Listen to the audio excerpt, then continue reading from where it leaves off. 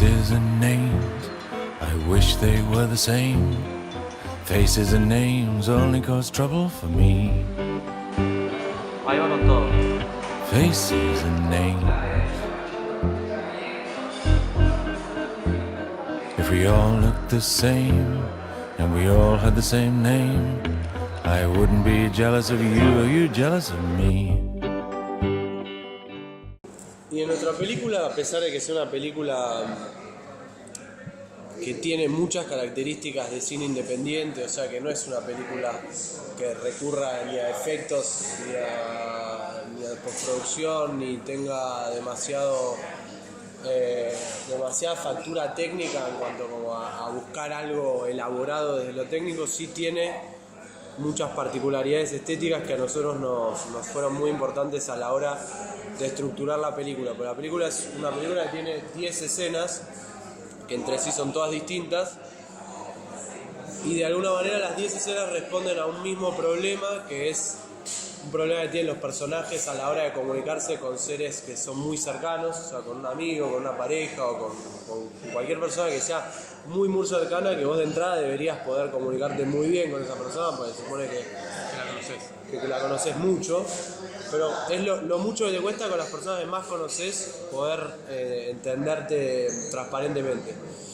Y ese mismo problema, como que a lo largo de la película, en las distintas escenas se va resolviendo de distintas formas. Y en la primera escena, por ejemplo, se resuelve más desde un lugar de impotencia, porque es un amigo que le cuenta un chiste a otro. Ese chiste no le causa gracia al otro amigo y está durante 5 minutos contando un chiste larguísimo que para el otro es aburrísimo. Y un momento registra él que al amigo no le está causando gracia y le está pasando mal, y por ahí le está pasando otra cosa que necesita contar y él está avasallándolo con su chiste. Y la película resuelve esa primera escena con la impotencia. Nadie dice nada, en ningún momento se confronta, en ningún momento hay algo que salga a la luz lo que está pasando por abajo. Entonces es como que la estética de esa primera escena la pensamos muy desde esa misma sensación que tienen los personajes. Si los personajes son impotentes, pensamos una cámara que fuera impotente, que es una cámara muy clásica, una plano conjunto, plano y contraplano, y en eso resolvíamos todo porque nos parecía que como los personajes no les pasaba nada, estaban ahí con el tiempo que pasa muy lento y no pasa nada, nos parecía que no podía ser una cámara que los recorra por atrás, que entre, que esté en movimiento, una cámara clavadísima en un trípode, 3 planos para contar toda la historia.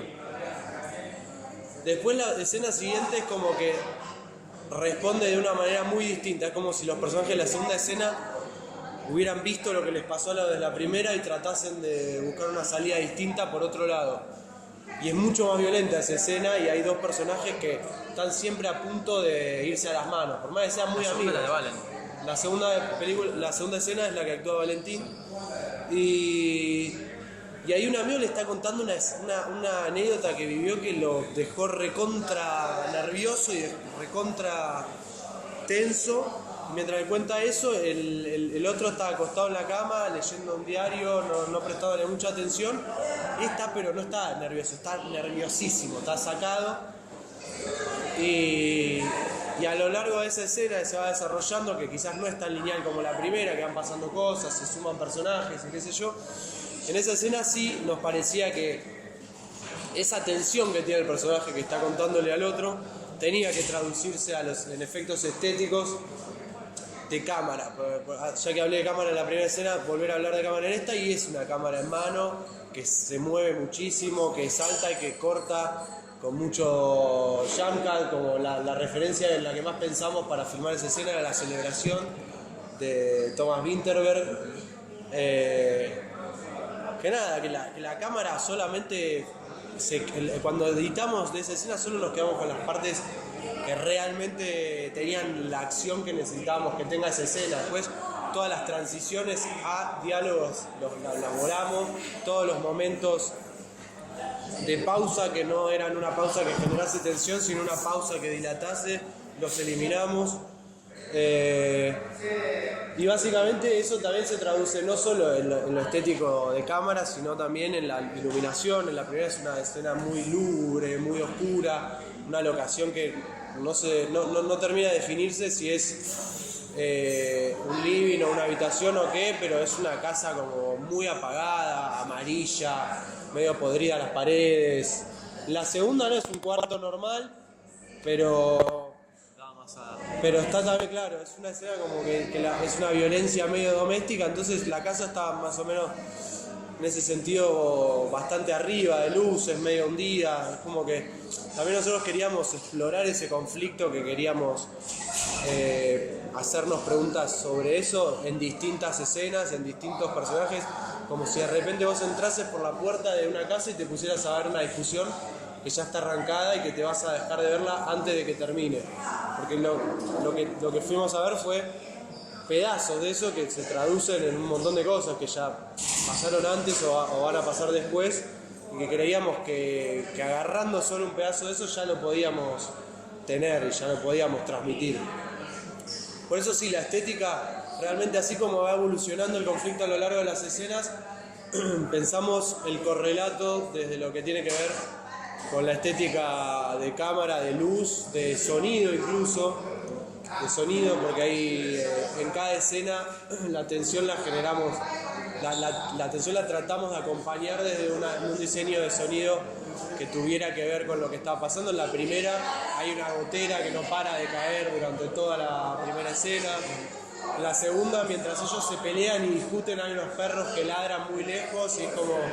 También es una cosa medio parecida a lo que les pasa a ellos, pero como en una casa vecina. Y también había todas cositas así muy chiquititas que no están muy adelante en los planos sonoros. Son cosas que transcurren re atrás y que son mucho más fáciles de apreciar en el cine que si la ves en un DVD o en una... Pero sí, todos los elementos estéticos tratamos de acompañar la idea que era la idea fundacional de toda la película y que iba mutando de escena en escena.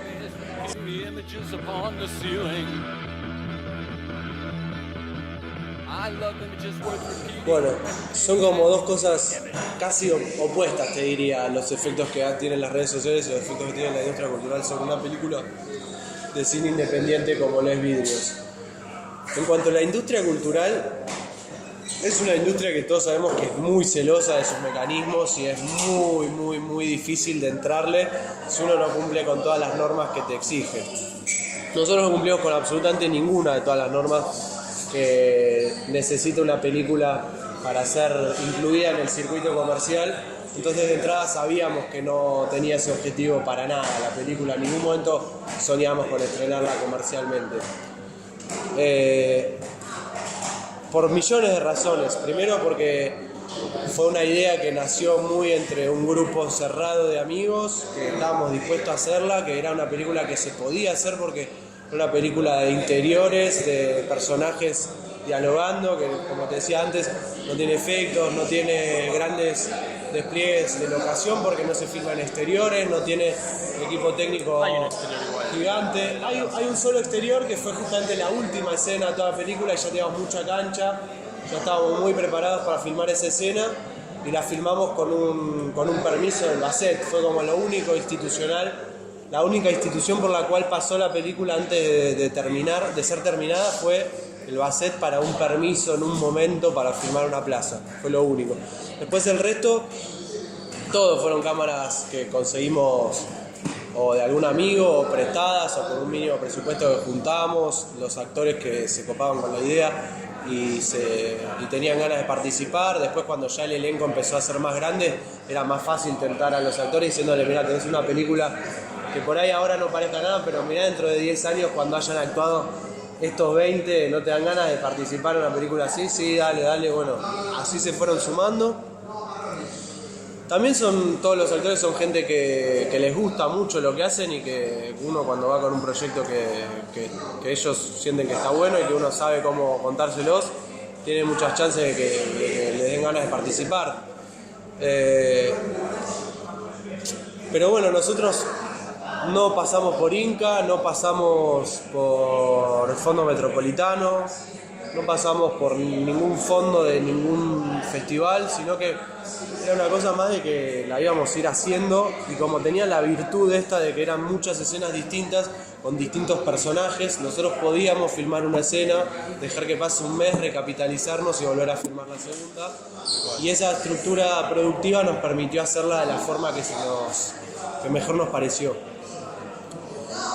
Entonces, una vez terminada, sí, la película, de hecho, nosotros el día que vamos a terminar la mezcla, decimos, bueno, la canción final yo la estaba produciendo con un amigo, finalmente el resultado no fue el que me parecía que necesitaba la película al final, lo mismo le pasó a Nacho, que es el otro director que tiene vidrios, y resolvimos a último momento poner una canción de John Cale, que nos gusta mucho, que sentíamos que era la canción para terminar la película, y a nadie le preguntamos si eso se podía hacer o no, la pusimos y al carajo. Sí, eso te iba a decir. En un momento averiguamos, che, qué puede llegar a pasar, qué sé yo, nos dieron opiniones, nos dijeron ponela, no la pongas, querés estrenarla, no querés estrenarla, y nosotros lo que queríamos era terminar la película, que se estrene en cine, que circule en festivales, pero no íbamos a apuntar nunca a un estreno comercial, nos parecía que no era una película que tuviera potencia masiva tampoco, entonces de esa manera es como que la industria cultural, todo lo que nos prohibiría, no llegó a prohibirlo porque nunca lo quisimos. Entonces es como que el efecto es más lo que sabemos que hubiera pasado, sí, que lo que pasó, porque nosotros no fuimos a... Lo único que pretendimos hacer fue cuando la estrenamos en el Centro Cultural de la Cooperación, que fue un estreno no comercial también, teníamos que pasar por el Inca para que la clasifiquen. Vos tenés que pasar para que te digan, bueno, es apta para mayores de 18, de 13, de lo que fuera. Y era un proceso medio complejo, pero nos pedían papeles que no teníamos firmado nada en actores con los actores, no teníamos...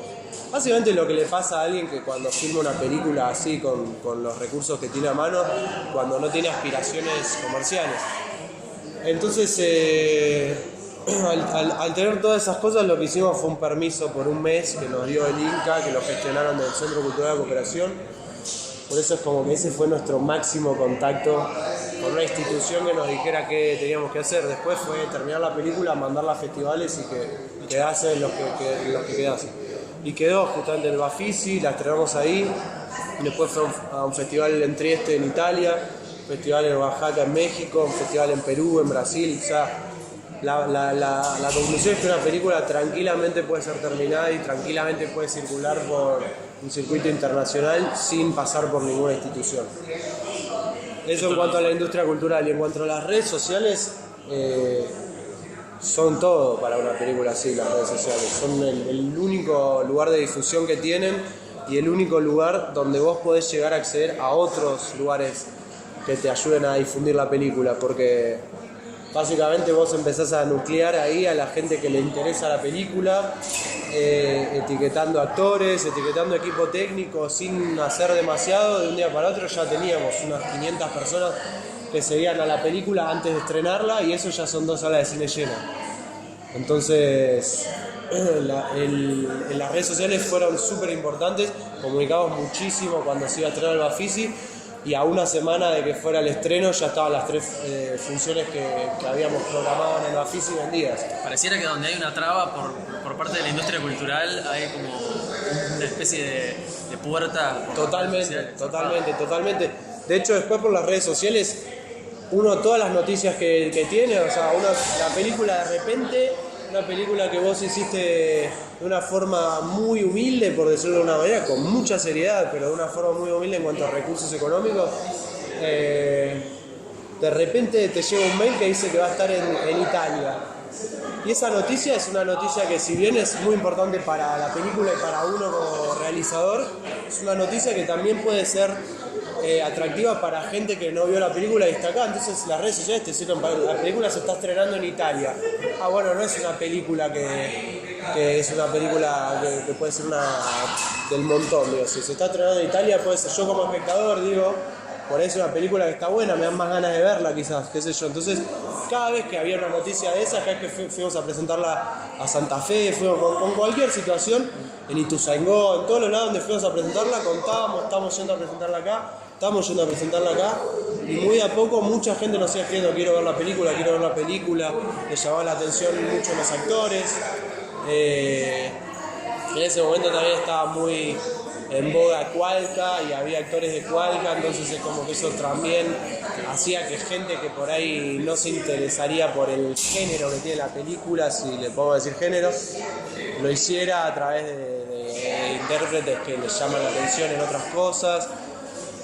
Y bueno, y un poco las redes sociales sirvieron mucho para eso. Digo, después desde ahí también te contacta gente que le interesa la película, es como también el medio de contacto para gente que te quiere ayudar, porque hay un montón de gente que después cuando ve lo que vos estás haciendo, de copa te quiere ayudar espontáneamente, te dice, mira, yo tengo un contacto con una persona que manda la película a festivales, te puede interesar, te puede servir, tengo un crítico que te puede escribir una nota, tengo un programador que está en un festival de Chile que te puede llegar.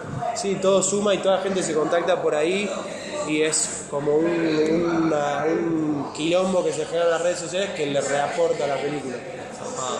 Está muy bueno, la verdad. Muy recomendable para una película de bajos recursos explotar con todas las redes sociales. Sobre todo Facebook. Sobre todo, sí, nosotros en Twitter somos unos muertos, más que nada. Está complicado Twitter, ¿viste? Es raro. Yo también. Sobre todo también con una peli, viste, que es como, raro, como eso más visual. Un contenido, claro, yo no tengo un contenido para subir cada 20 minutos a Twitter con la película. Yo tengo para compartir el tráiler, tengo después teasers que hicimos con momentos que creíamos que podían llegar a llamar la atención. A mí me gusta mucho pintar también y pinto hace bastante y hice el póster de la película, un cuadro de cada uno de los personajes y eso era también material de difusión porque etiquetábamos a cada actor con su cuadro, que también una promesa de pago que yo tenía que le iba a regalar a cada uno su cuadro cuando terminásemos. Qué bien. Y todo un poquito con mecanismos de ese estilo, ¿viste? Como que está buenísimo, es re gratificante sentir que con cositas así podés llegar a hacer una cosa como una película, que hoy a un año y pico de haberla terminado, ves que es una película, al final y al cabo es una película.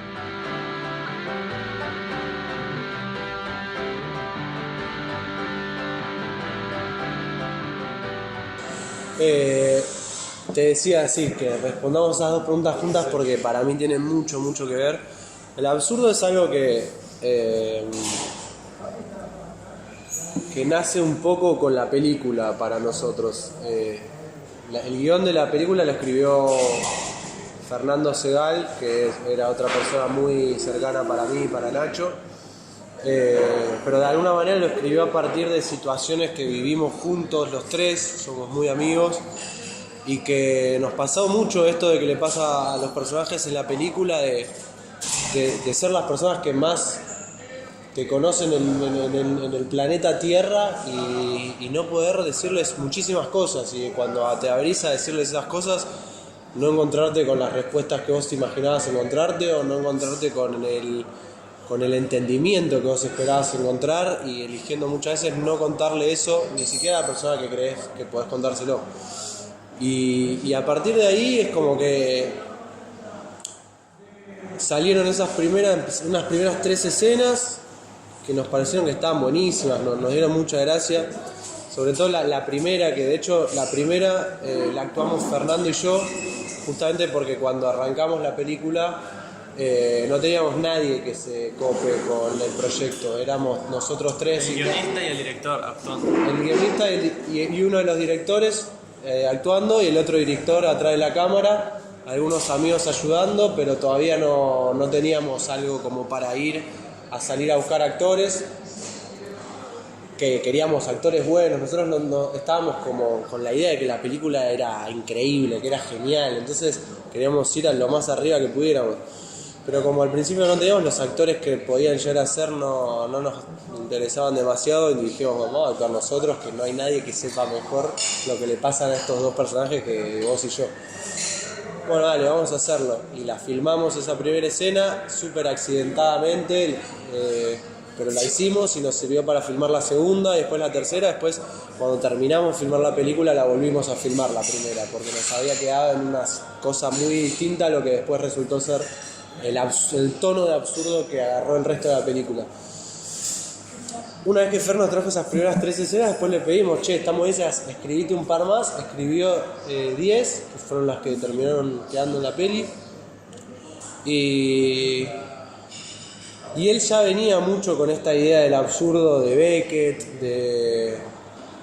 bueno, también Nacho y yo somos muy, muy adeptos y seguidores incansables del cine de Buñuel. A mí particularmente me fascina y es el director que me hizo que me den ganas de filmar cine. Esto siempre que puedo lo cuento porque me parece que está buenísimo para el que no lo sabe, que es que Buñuel tiene la misma edad que el cine, básicamente. O sea, Buñuel nace en el año 1900 y el cine nace en el año 1895, más o menos. O sea, es una relación como muy, muy cercana. Y de hecho, Buñuel tiene dos amigos, dos mejores amigos, que uno son Federico García Lorca y el otro es Salvador Dalí. Cuando Buñuel tiene 20 años y está en la residencia, sus dos mejores amigos son el arte plástica, la pintura, un arte elevadísima, y la escritura. O sea, dos artes en serio. Y a él lo que le gusta es una actividad, una berreta de feria, como es la proyección de cosas como la llegada del tren a la ciudad, o las cosas de Méliès, cosas de esas que en ese momento eran simplemente atracciones, como si fuera ir al Parque de la Costa. No había ninguna idea de que pudiera ser arte eso, pero Buñuel lo vio, hizo su primer corto que todos conocemos, El perro andaluz, y a partir de ahí el cine empieza a convertirse en el séptimo arte. Para mí es como muy importante en eso Buñuel, y que además de eso después es un tipo que tiene un punto de vista sobre la vida muy fuerte, muy absurdo, y que lo sostuvo con una vehemencia casi salvaje, porque estando en la España de Franco, animarse a lo que hizo, exiliarse a México para poder hacer las cosas que hizo, traer a una diva de la televisión como era Susana Jiménez para filmar una película como El Ángel Exterminador, son todas cosas de un coraje para una persona como Buñuel, que me parece que marca mucho hacia donde a mí me gusta pensar el cine. Entonces, el absurdo me parece que tanto en el cine como en las relaciones humanas es algo que a mí me hace entender mucho el mundo. Es un punto de vista muy, muy cómodo para mí de ver las cosas. Es una cosa de que de repente no puedo entender lo que acaba de hacer una persona pensando de una forma racional, no puedo entender lo que acaba de hacer esa persona pensando en un punto de vista emocional, y solo me queda entenderlo desde un punto de vista absurdo, como decir, bueno, esta persona lo hace porque hay una situación completamente que se le escapa, que no puede, que no toma una decisión y que lo lleva a hacer algo que es totalmente increíble, que realmente podría filmar una película de situaciones totalmente cotidianas, y de hecho así lo hice, porque de hecho ese absurdo es el que para mí en primera instancia es interesante, porque después de ese sí se desprenden todas cosas que por ahí son más fantásticas o menos verosímiles. A mí lo que es increíble es el absurdo en situaciones que la gente no se da cuenta que es absurdo, y que realmente te das cuenta que es absurdo cuando extrañas la mirada, cuando lo ves de afuera y decís, y por ahí lo ayudás y le decís, che, vos te das cuenta que acabás de agarrar este vaso, apoyarlo acá, apoyarlo de nuevo acá, apoyarlo de nuevo acá y volver a apoyarlo acá y dejarlo en el mismo lugar donde estaba, y hiciste todo un procedimiento para que todo termine estando en el mismo lugar que antes, o cualquier otra cosa que pueda tener efectos emocionales sobre una persona que vos querés, y pegarle una cachetada, pegarle otra y otra y otra, y que después al final vos lo que querías era otra cosa, no tenía nada que ver con algo con esa persona, y vos lo hiciste solo por una cosa impulsiva, por una cosa que no tiene nada que ver con el objetivo que tenés, o por ahí ni siquiera tenés un objetivo. De hecho, el absurdo es justamente ese también en nuestra película, que vos te quieras comunicar con gente que supuestamente te debería poder entender, y que no te puedas entender con esa gente, es totalmente absurdo. Si no te puedes entender con ese, básicamente toda la humanidad que queda sobre la Tierra está de regalo. Porque vos, si tenés un mejor amigo y a ese mejor amigo no le podés, vos le explicás cosas y no te las entiende, y se las volvés a explicar, y no te dan más ganas en un momento te encerrás. Y nosotros, la película fue una cosa que hicimos después de pasar por estas etapas de tratar de explicar, ver que no se podía, encerrarnos, no querer hablarnos entre nosotros, y después empezamos de nuevo a hablar y a darnos cuenta que a todos nos pasaba lo mismo y a empezar a reírnos de eso. Cuando dejamos de sufrirlo pudimos empezar a reírnos, y ahí fue que le dimos en esa clave del absurdo que tiene que ver con Beckett, que tiene que ver con Buñuel, y que nos sentimos como muy cómodos, porque era como poder agarrar y poner una cámara y decir, bueno, ahora hagan lo mismo que nos pasa todo el tiempo a nosotros y que no podemos resolver, y reírnos un poquito de eso. Es muy interesante. Por eso es un poco una respuesta para mí que engloba de la misma manera lo que tiene que ver con el absurdo con lo que tiene que ver con las relaciones humanas, ¿no?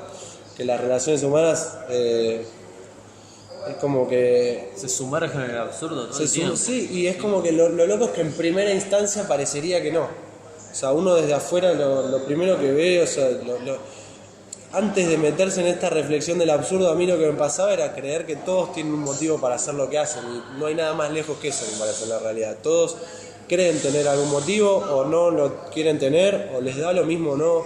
Hay muchas cosas también que forman parte de lo que uno cree del resto de las cosas, y el resto de las cosas no son como uno cree. Entonces ya ahí hay un primer absurdo, y a partir de ese primer absurdo se desencadenan 10 millones de absurdos, cada uno adentro de su esfera, y no pudiendo conciliar nunca uno con lo que es el mundo, uno con lo que cree que es el mundo, uno con lo que espera que le devuelvan. Es todo como, todo está completamente desfigurado en la idea principal que uno tiene de las cosas, y me parece que al no poder resolverla, pues es muy difícil. Básicamente porque es imposible, no muy difícil, ¿no? Es imposible que en un momento el mundo sea tal cual como vos lo pensás. Siempre va a haber diferencias, siempre, incluso con gente que vos conozcas mucho. Entonces me parece que la resolución al final no es entenderlo, es poder relajarte y reírte en algún momento cuando no sea como vos te lo imaginaste. Y eso es un poco sobre lo cual tratamos de dar vueltas alrededor en Vidrios. And another. Gee, wouldn't it just be so funny if I died in this dream before I could make another one up?